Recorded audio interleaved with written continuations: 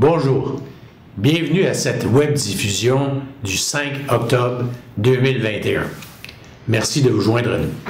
J'ai avec moi ce matin Jean-Philippe Falloeuf, que vous avez rencontré dans différentes occasions, qui aura l'occasion de nous parler dans quelques instants, et aussi Jean-Michaël Michaud, que je vais vous introduire dans quelques minutes et qui va parler de son background. On vous a annoncé dans les dernières semaines par voie de communiqué que Jean-Michaël s'était joint à notre équipe pour m'assister en particulier dans la gestion des portefeuilles.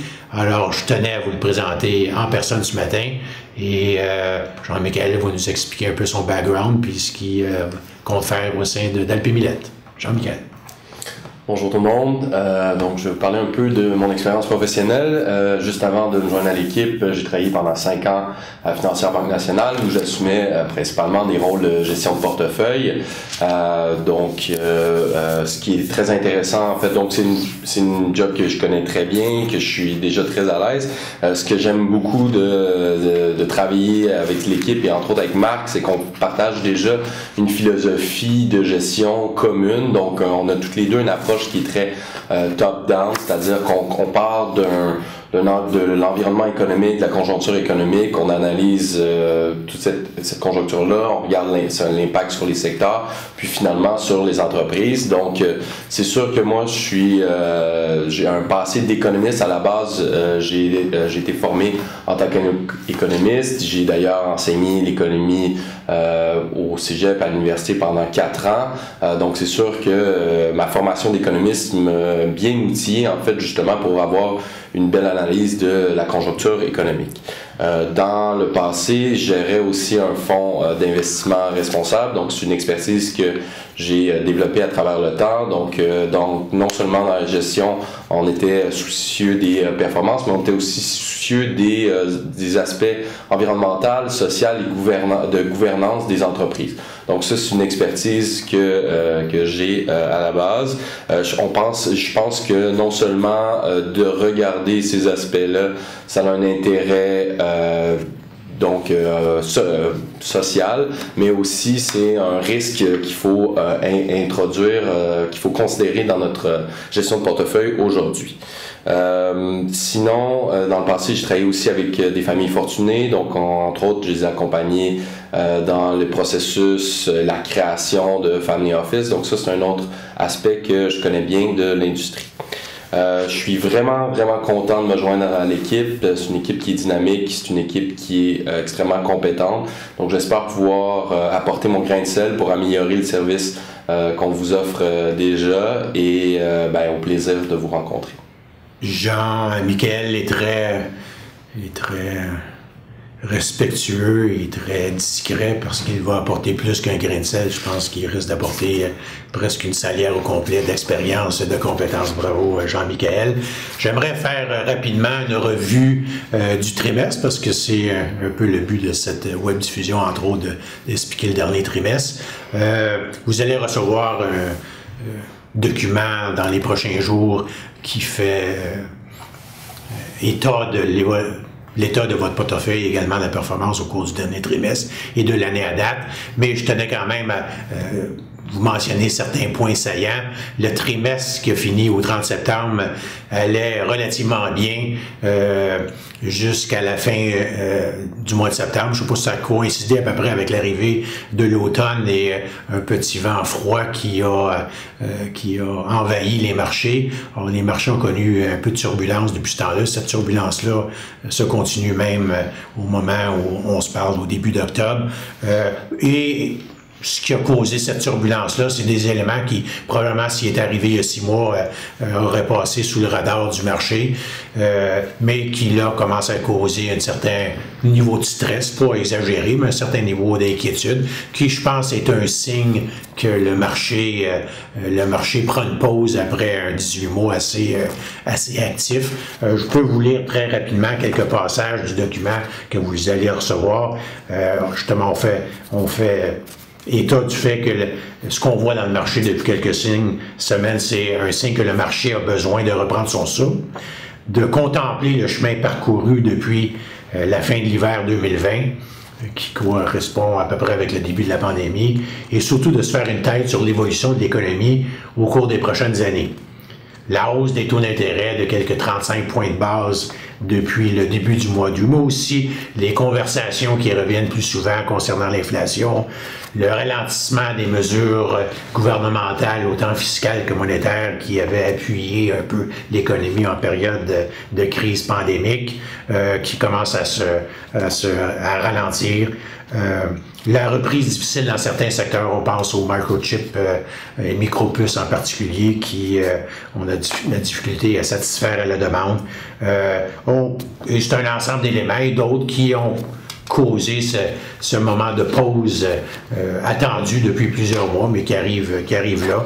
Ce qui a fait en sorte que les marchés ont été secoués en septembre de façon assez, pas importante, mais significative, à part le Japon et la Chine dans les grands ensembles qui ont connu des performances d'à peu près 0% au mois de septembre, mais les autres marchés, comme la bourse canadienne, est en recul de 2,5% en septembre, de près de 5% aux États-Unis, 3,5% en Europe, donc des reculs entre 2 puis 5% ordre de grandeur à la fin du mois de septembre, ce qui a fait en sorte que ça a à peu près effacé le rendement des places boursières au cours du troisième trimestre. Donc, ça a effacé ce que s'était passé dans les 2 mois précédents.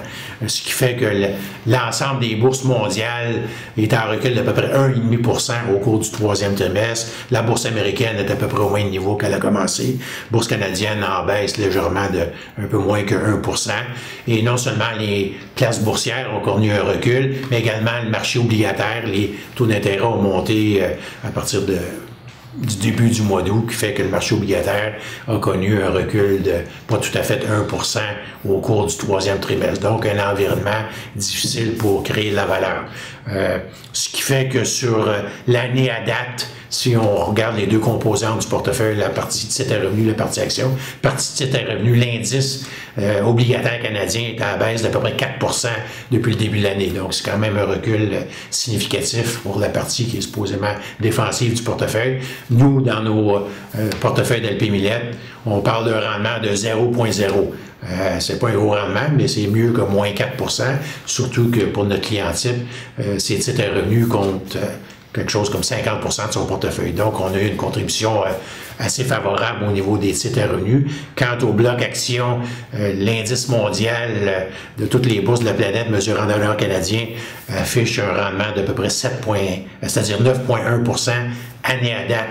À la fin du mois de septembre. Nous, nos actions ont fait un peu moins que 8%, donc un écart de 1%, 1,5% par rapport à l'indice. Si on isole nos actions canadiennes, on parle d'à peu près 13% versus l'indice à 17%, donc un peu moins que la bourse canadienne, mais presque 100% de l'explication provient du fait qu'on n'est pas investi dans le secteur pétrolier. L'indice énergétique canadien cette année est à hausse d'à peu près 55% pour les premiers trois mois, donc en étant absent de ce secteur qui cette année a eu une bonne performance au Canada, ben, ça explique l'écart entre la bourse, entre nos titres canadiens et la bourse canadienne. Aussi, on pouvait s'attendre après une année exceptionnelle l'an passé dans tout ce qui est énergie nouvelle, technologie, qui a une partie significative dans nos portefeuilles on serait dû pour une pause. Effectivement, cette année, il y a une pause dans ce secteur-là. La hausse des taux d'intérêt aussi a amplifié un léger recul que dans ce secteur-là. Fait que ça a eu un certain impact au niveau de nos portefeuilles. Donc, c'est un peu un sommaire rapide de la situation au cours du troisième trimestre. Et maintenant, j'aimerais passer la parole à Jean-Philippe qui va nous adresser le mot de la fin. Merci. Merci, Marc. Donc, la fin d'année approche, donc j'aimerais ça faire quelques petits touch-up sur quelques points.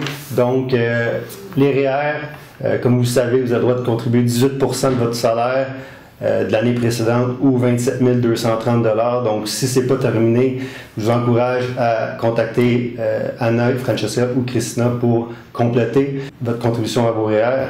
Même chose pour votre CELI, donc votre 6 000 $ que vous avez le droit annuellement. Si ce n'est pas fait, contactez-les. Puis, comme vous savez, vous avez le droit jusqu'à 75 500 $ depuis que la CELI est rentrée en vigueur.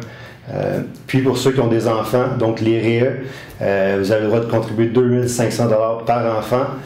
Puis les gouvernements vont venir vous donner un 30% additionnel gratuitement. Donc, très intéressant d'en prendre avantage.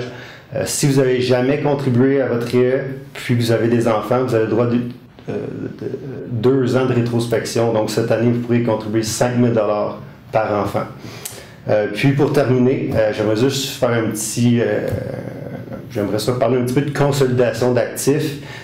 Donc, si vous avez des comptes dans une autre institution financière, ça serait un excellent moment actuellement, dans le fond, de nous parler pour voir comment est-ce que consolider vos actifs pourrait vous bénéficier autant au niveau des coûts et au niveau opérationnel. Donc, c'est extrêmement intéressant pour vous. Donc, sur ce, merci. Bonne journée.